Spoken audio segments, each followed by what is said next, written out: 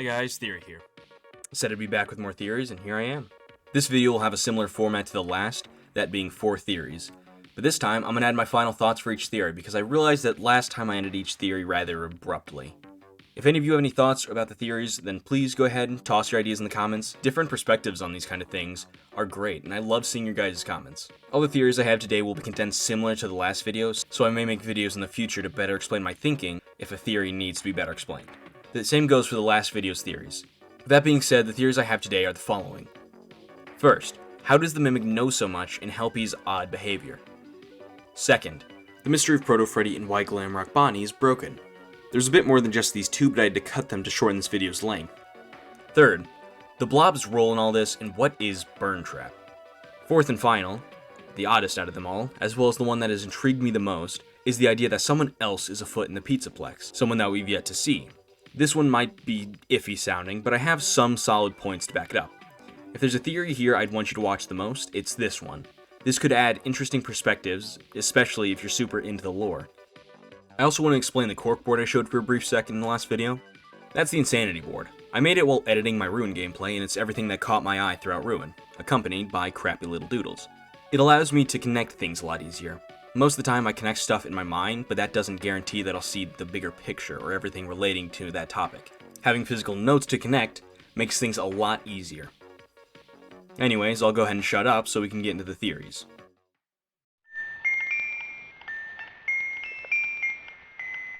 The Mimic, the most meme character in all of Ruin, as well as one of the biggest headaches for most theorists. The Mimic originates from Tales of the Pizzaplex book, Lolly's Game. It was an AI that was created by a man named Edwin to entertain his son. He then later beats the living hell out of it after his son was hit by a car. Father of the year, am I right? There's a lot more to the story than just that, but I'm just simplifying it a lot to save time and your attention span. We aren't entirely sure of its origins in the games, although we do know it's been down there for a very long time. The Mimic seems to be the same as the books in terms of what it does. It copies, it learns, and it evolves. This is shown by it using Gregory's voice to lure us in and free it. My first question that really sparked this theory was, how did the Mimic even contact Cassie in the first place? Cassie says she got Gregory's message, but we know Gregory didn't even want us to go to the Pizzaplex in the first place. So what's going on here? On top of that, the Mimic knows things that only Gregory and Freddy would know, as well as has access to practically all of the Pizzaplex, via animatronics, cameras, and all sorts of things while being stuck behind a wall underground with only a walkie-talkie. It made no sense. For a while, at least. The glitch trap virus seems to exist throughout the Pizzaplex, infecting basically everything. The Mimic seemed too isolated to make contact with anything that would carry it, but I was wrong. There is something that could carry it. The walkie-talkie. The walkie-talkie is the only thing that the Mimic has access to that would probably be connected to the system. You're probably thinking, they're just kids' toys, so there would be no reason for it to connect to the network. While that could be true, it would make more sense for the walkie-talkie to be used by Pizzaplex employees to communicate. Mind you, it's able to reach all the way on the other side of the Pizzaplex under 2 buildings. Next question is, how did he even get the walkie-talkie? It's most likely the bag in the corner of the room that probably belongs to Gregory. It's right next to a blocked-off vent, so it's not impossible. The Mimic probably reached it normally by reaching through and grabbing it, but I want to propose a separate idea. Detachable arm.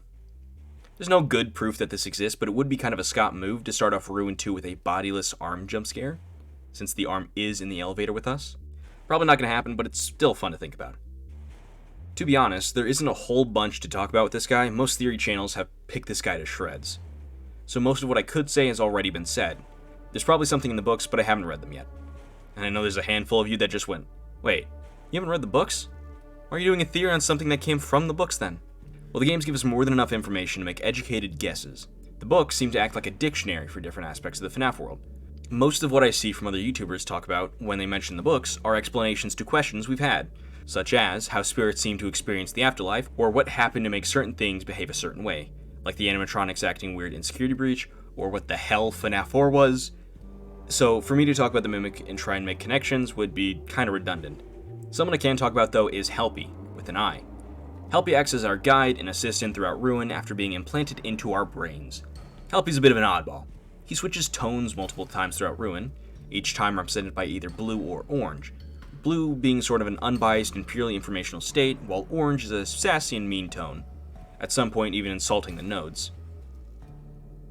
Orange Helpy seems to be the Mimic or Glitch Trap virus influenced Helpy, like how all the animatronics have their worst attributes turned up to 11. Roxy is self-conscious, Cheek is a glutton, Monty has gamer rage. What interests me is that he switches back and forth. He isn't stuck as orange. I think I'm able to explain this though.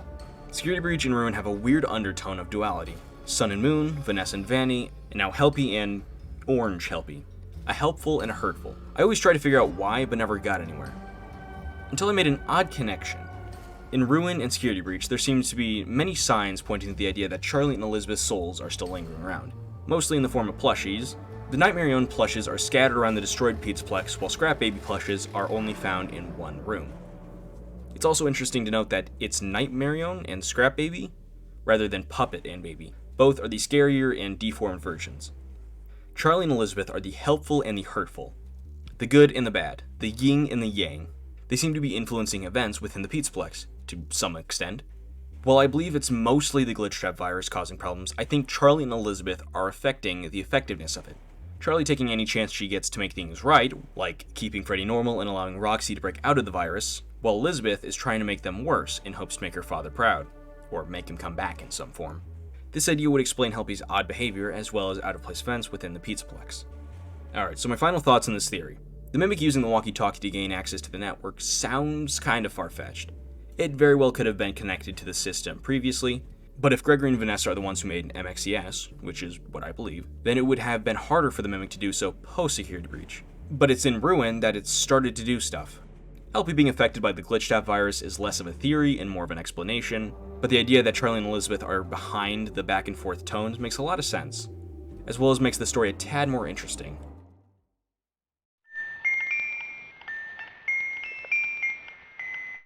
From lovable father figure who's probably gay, to scary headless monster, Glamrock Freddy's been through a lot.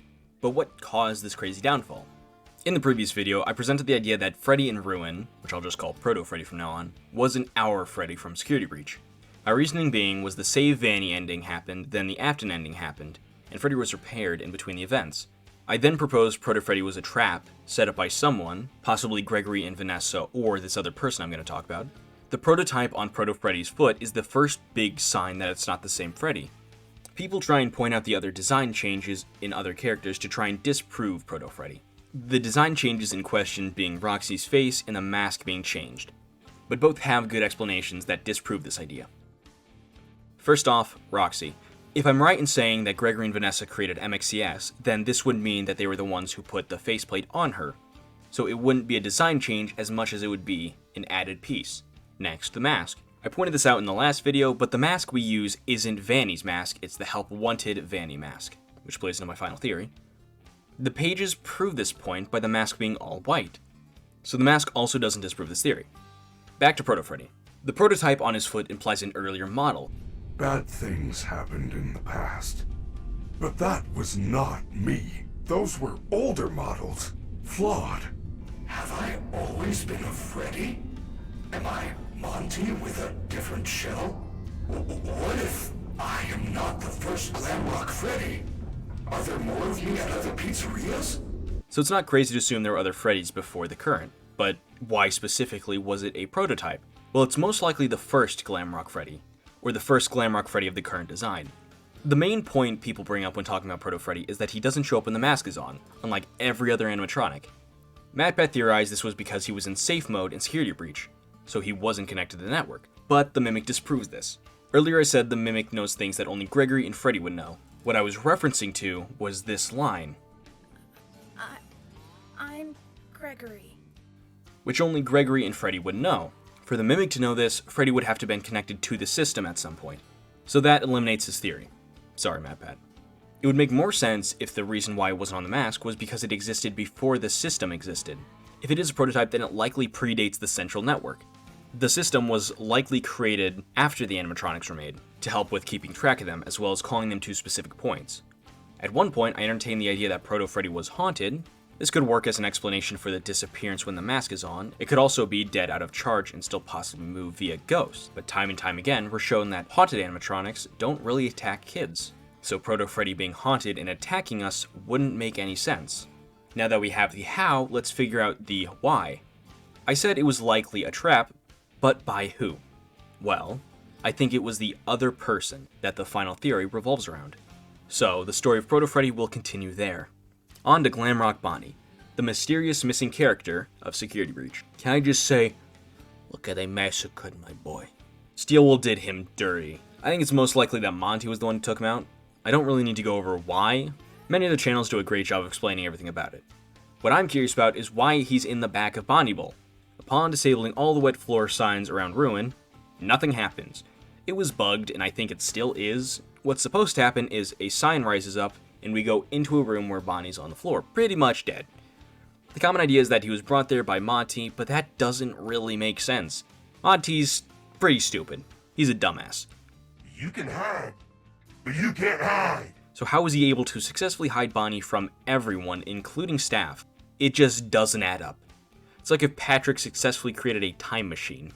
A better idea is that Bonnie wasn't always back there, but was instead moved there by someone. The wet floor signs around it imply the interference of someone else. I doubt it would be Monty because you need to disable the wet floor signs to get in and you need the mask to do that. I'm once again referring to the other person. So Bonnie's story will finish in the final theory. I know this is very annoying, but just trust me on this. For my final thoughts on Freddy and Bonnie, you'll have to wait and see.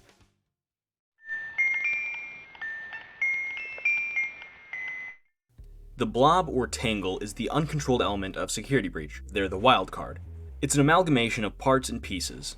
It doesn't seem to be helping any specific character. It almost seems like an animal. So what is it anyways?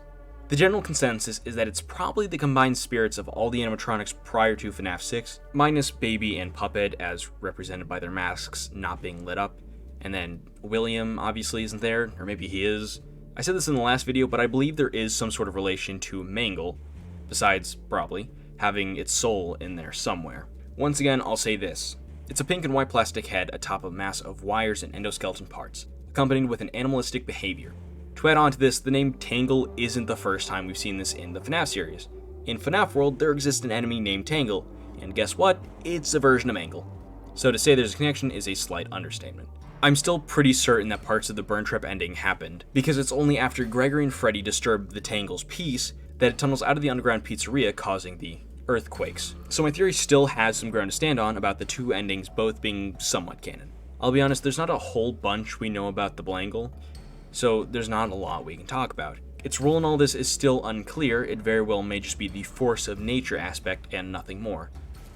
Burn Trap, the FNAF version of that weird triple thing from SpongeBob, has a little bit more to talk about. An interesting debate is whether Burn Trap actually existed, and with us seeing the burner room that the Afton ending takes place in, I gotta say he probably does. Another debate is if Burn Trap is the Mimic. It's highly unlikely that he is the Mimic because of the countless physical differences. What is very interesting is Bernie Boy hacking Freddy through the TV, so he's able to hack things through other things. He only has a view of Freddy and he can hack him. I see now how the Glitch Trap virus spread so quickly. My theory is that Burn Trap was only a pawn of the Glitch Trap virus. Besides being the main vessel, the Glitch Trap virus might have been using him to get to someone else, like the Mimic. This could explain how Helpy can argue with the Mimic despite supposedly being controlled with it. Why the Mimic though? First off, the Mimic is strong as hell. It beat Roxy in a fight, then proceeded to push aside a forklift like it was nothing. And mind you, Roxy couldn't get out from under a forklift prior to that. Second off, two AIs working together would probably be pretty powerful. It's also important to note that the Glitch Trap virus and the Mimic AI act pretty differently. The Glitch Trap virus works to spread its influence throughout the Pizzaplex, and to gain control of everything. The Mimic, in the books, on the other hand, learns and copies. In the books, it copies David and eventually learns to act like him, and then later copies Edwin's brutalness towards the Mimic. The ability to adapt and evolve would be such a great asset for the Glitch Trap virus, which seeks to gain control. All it had to do was escape, and with Vanessa out of the picture, what better way than to contact someone who could be swayed by Gregory's voice, which the Glitch Trap virus had heard a lot. Final thoughts about the Tlob? I feel like it does help reinforce my double ending theory, but besides that, I didn't have much to say. Burn Trap and the Glitch Trap virus, though, I think I'm onto some. Because in the books, yes, I'm referencing the books despite having not read them, the Mimic does not seem nearly as evil geniusy as he is in Ruin. In the Glitch Trap virus combining with the Mimic To cause this makes some level of sense, because if it had been like this back in Security Breach, it probably wouldn't have made Vanny retrieve Afton's corpse, but rather just go down and set it free. This does answer quite a few questions, but also raises some, like, if Glitchtrap Virus knew about the Mimic, why not just have Vanny retrieve it? Or how did the Glitchtrap Virus even know about it? Not to mention the who created MXES question, which I'll make a video about, can easily alter the question. Ultimately, I do think my answer works pretty well with what we know.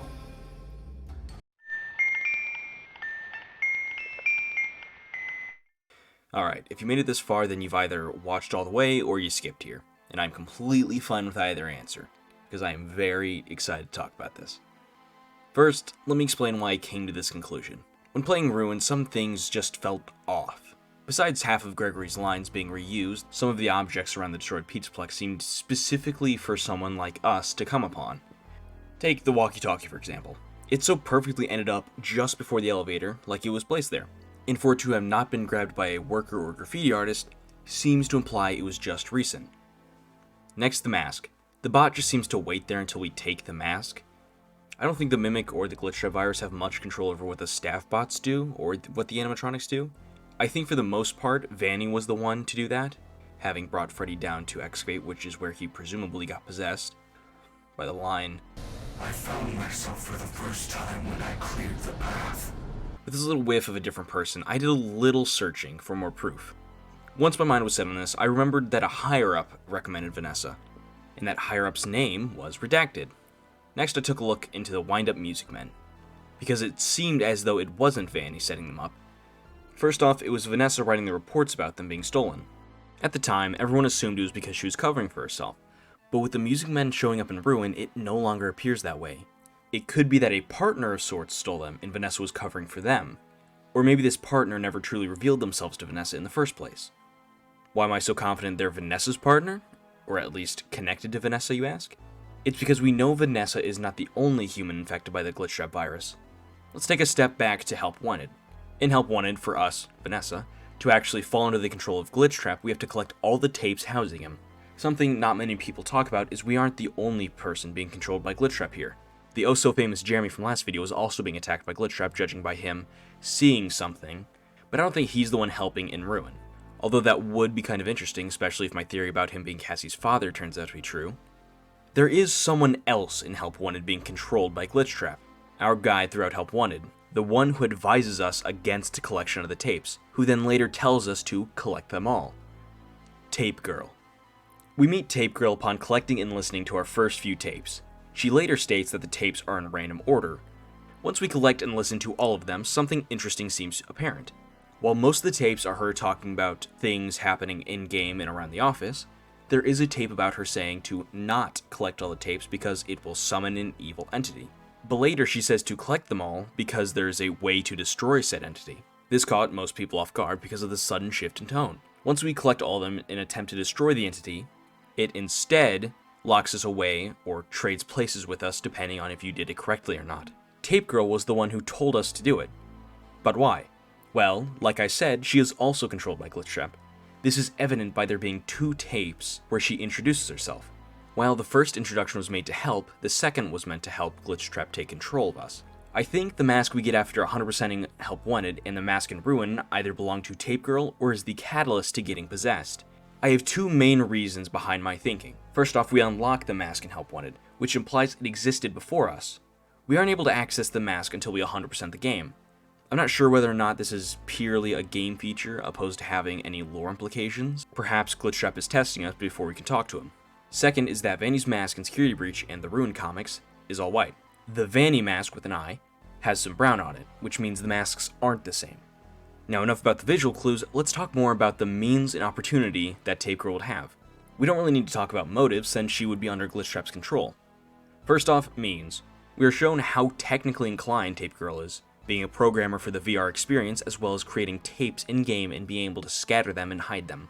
She doesn't seem to be stupid, she was able to quickly figure out that Glitchtrap was attaching himself to the tapes, and to counter this, scatter them.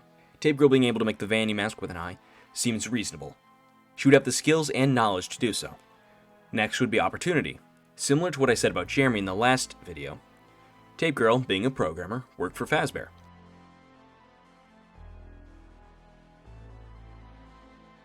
It's entirely possible she rose through the ranks because of her programming skills, quickly becoming a higher up. This would then allow her to help Vanessa get hired. With both of the servants of Glitchtrap working at the Pizzaplex, the plan to revive Afton begun. The other person theory helps explain some weird things about the mask despite the fact that the network is always active. We only get attacked by MXCS while the mask is on.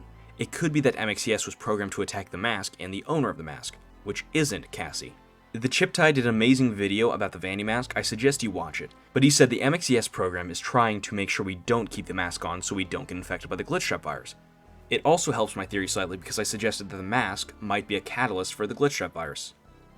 So, I'll just give myself a point. The reason I said MXCS was programmed to go after the owner of the mask too is because it would explain why it's just randomly held by a staff bot. If Tape Girl is hunted down regardless of if she's wearing the mask or not, then her best bet would be using someone else to do her work for her.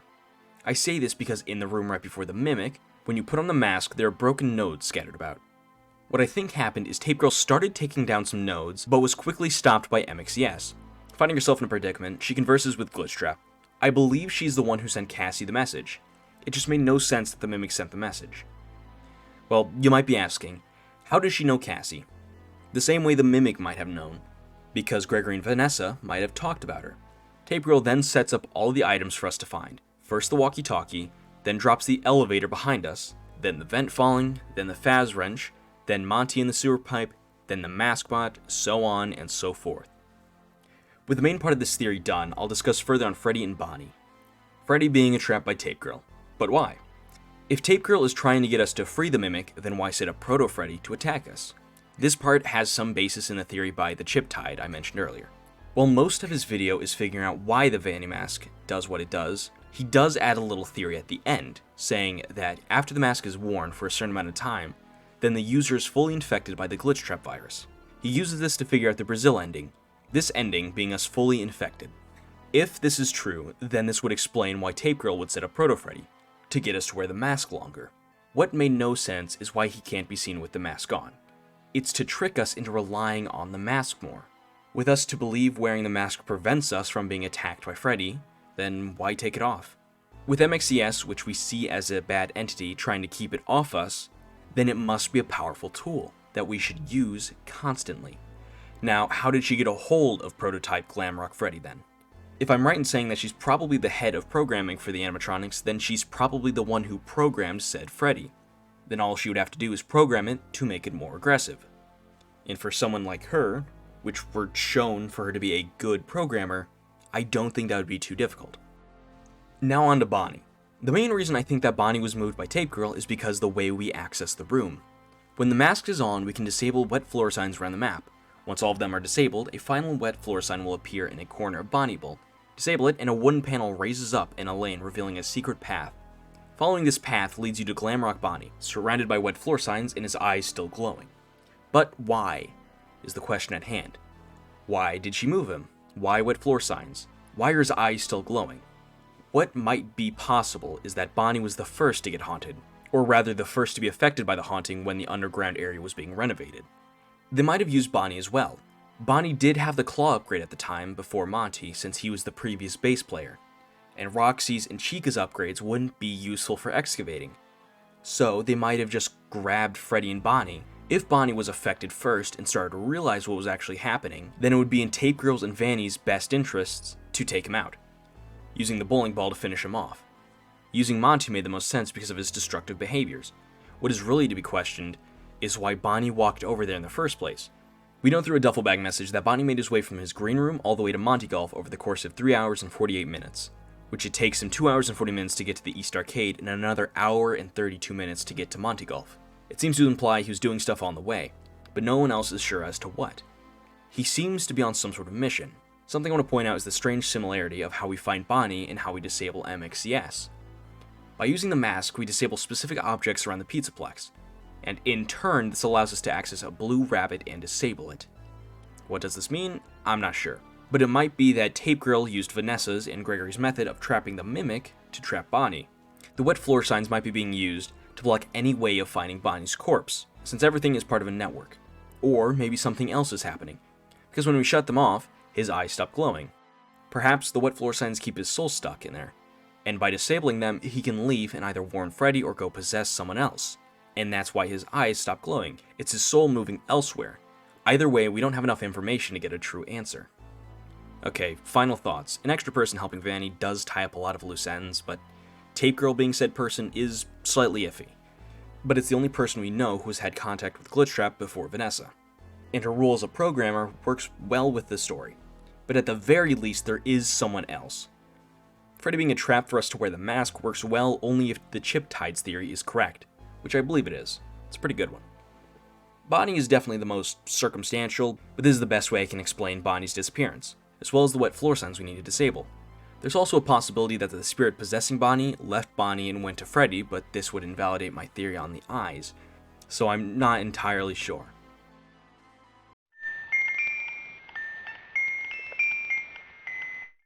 Thank you all for watching. I really appreciate it if you made it to this point in the video, and I hope I earned your like and subscription. Due to how long it takes to edit these type of videos, I'm going to do more mono-subject theories after the third theory in the structure is done. I'm also going to try and do videos where I try and understand characters better by doing an in-depth analysis of their character, so that it might help us figure out the lore a bit better by understanding the characters. I also want to do a video about Remnant and Agony once I finish all the books, because I think I have a good understanding of the idea behind Agony. I also created a Twitter, so if you want to yell at me about my theories, then do it there. Anyways, goodbye.